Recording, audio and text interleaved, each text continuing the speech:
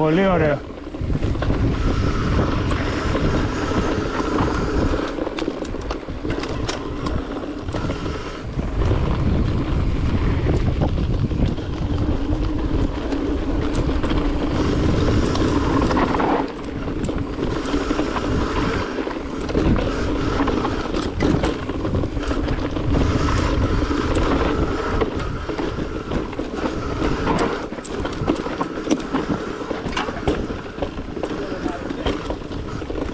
Τουλάχιστον έβγαλες την πέτρα.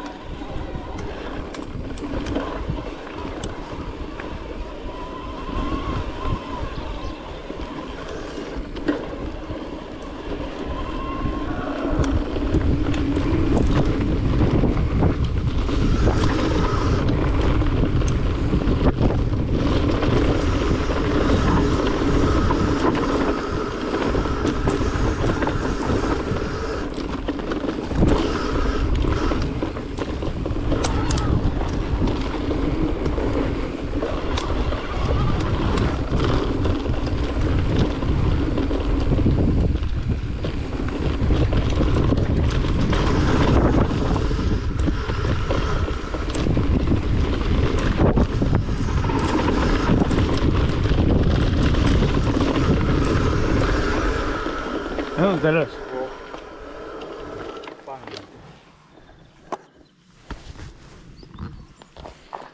Αλλά είναι. Χέρια. Έχω μείνει από χέρια, τέλος. Εδώ. Ωραία. Μπορώ να σήξω. Πες μου λίγο, θεωρείς ότι θέλει να πιο κάτω.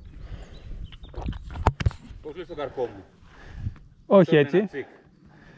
Πιο... τώρα πως το κρατάς, ότι κάνεις ένα ελαφρύ προς τα πάνω. Ναι, θέλει ένα τσικ. Δεν είναι το ευθύ αυτό που λέει. Ναι. Ένα τσικ ίσως, ναι, γι' αυτό ίσως σε πονάει εδώ. Μα αυτό τώρα θέλω να... Και το δεξί θέλει είναι πιο πάνω από το αριστερό. Τίποτα, δεν το έχω τζορίσει ποτέ για να δω τι θα μου βγάλει.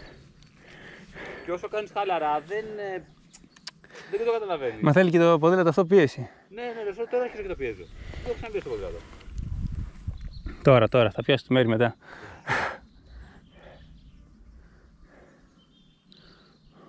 Ας τα πάω ένα τσικ κάτω.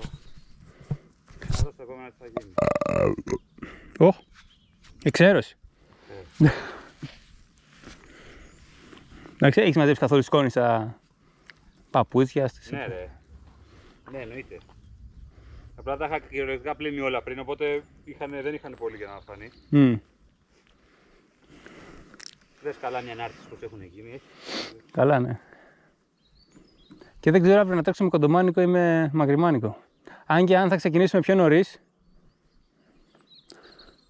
στην ένα θα έχει κρύο. Ανέβεις το πρωί με το φορτηγό πάνω, 7 η ώρα, ήρθα για 15 βαθμούς. Ωραία θα είναι όμως. Εγώ θα πάρω και δυναμικό σκέψη.